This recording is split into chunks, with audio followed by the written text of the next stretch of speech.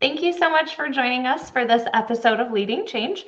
My name is Emma, and I've got Nick with me today. And we're going to be talking about this idea of moving the insurance industry from protecting to predicting.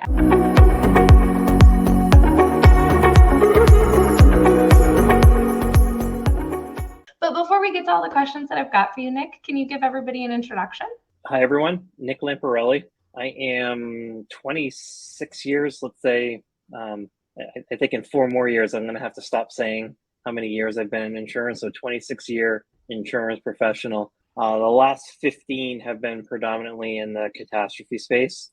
So analytics, simulations, reinsurance buying, product development. 6 years ago, I started, co-founded an MGA in the flood space. And as of late last year, co-founded a second company called Green Shield Risk, where we're focused very much on the topic that we're talking about today. It's how do you combine, for natural catastrophes and extreme events, extreme climate risks, how do you combine flood and wind and wildfire in a predictive way so that you can be more insurable? Well, you said exactly why you are qualified to talk about this today. So to get us started, I always like to kind of set that foundation to make sure that everybody that's joining us from the conversation is kind of reading from the same book, so to speak. So let's talk about this initial move from protect to predict and what that actually means when we start to take a look at the reality of it. Okay. Well, I think predicting is protecting, right? So a lot of the challenge, Emma, is that when we think of like protection or we think about like the insurance solution, it's after something has happened, right? And study after study after study has shown that if you invest in protecting property or protecting, trying to catch a claim before it occurs, that's actually a much more useful use of your funds versus like buying an insurance policy or spending more on insurance. Claims are messy, whether it's casualty claims or property claims, they're messy and you want to try to avoid it. So the predict part is what are the tools and the analytics, what data is needed so that you can, you have a leg up in trying to prevent a loss from occurring. And if you can't prevent a loss from occurring, trying to mitigate its effects. Like almost the last thing you want to do is have the insurance kick in. So if you can catch it ahead of time, you should do that. And so what the predict part looks like is in this day and age, it's highly digital, usually with technology, and could be machine learning. It's any sort of processes or algorithms that give you the ability to accurately forecast out, accumulate data in real time and actually be able to forecast out whether a set of conditions is occurring that makes you more vulnerable to a loss or more vulnerable for an event to occur, and then gives you the opportunity to prevent that event from occurring or put elements in place that will minimize the impact of that event. That's what it looks like. So you just use like kind of the perfect segue into, so we're talking about algorithms and data that we're getting in real time to kind of influence this, but what is the central role of that data in this prediction and how does that all come together? You can't forecast without data, right? It depending on what it is you're trying to stop, it's going to require some amount of data from a source, right? So let me try to give an example, like in my world, which is in natural catastrophes. Like, what would that data look like? Well, in order to understand, let's say, wildfire, so that you could potentially predict the effects of it, and you can potentially predict how a wildfire is going to kind of propagate when it does occur, you need the historical wildfire information. Like, you need to really understand where have wildfires occurred, when have they occurred, how often do they occur, when they occur, how do they behave, right? How fast do they roll? What are the weather conditions that are kind of contribute to that? And for wildfire, it's going to be low relative humidity, potentially desiccated fuel, desiccated trees and grass and brush. So it's dry, it's tinder, it's ready to burn.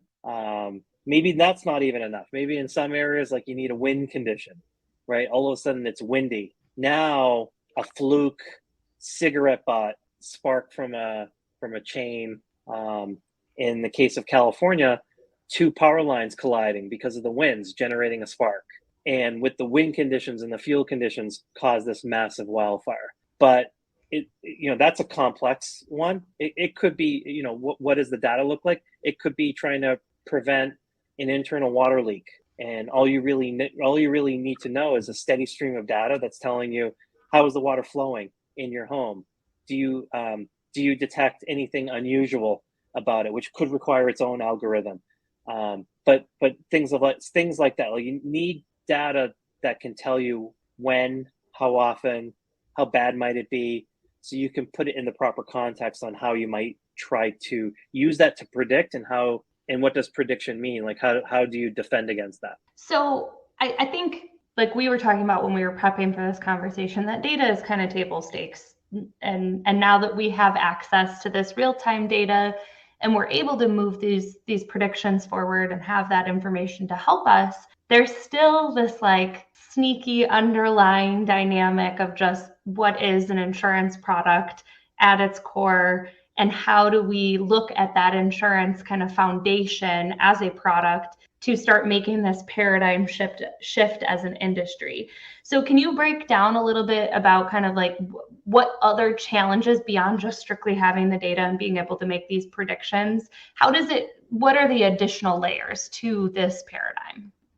Emma, I think the most significant layer is cultural, right? In a prediction type of organization, what all of the things that you're doing is different. Your mission, I would even venture to say your mission is different. So the type of data that you're collecting, how you're matriculating it through some sort of strategy, models, analytics, in order to get an output that you use to predict, essentially changes who you are. If you're an insurance company evolving into that direction, right, you're acting more like a data company. You're different, right? And that should fundamentally change the product as well. And I would venture to say it has to. I don't see how a traditional insurance policy can compete against an entity that's also issuing an insurance policy, but has a very high culture IQ around data and analytics. So it informs them on how they should build the insurance, but also informing them on how to prevent and predict to prevent claims from occurring, which fundamentally changes the insurance product, right? I think all in all, it just fundamentally changes who we are and what our mission should be. And so I think insurance has historically been known as a the risk transfer element of risk management. And I think the insurance ecosystem, insurance companies, insurance carriers, for instance, have enough information where they can occupy all three legs of the risk management paradigm: prevention, mitigation, and risk transfer. So I think it fundamentally changes who they are. And I think our mission should be to evolve from making people whole after they've suffered a loss to reducing the total cost of risk.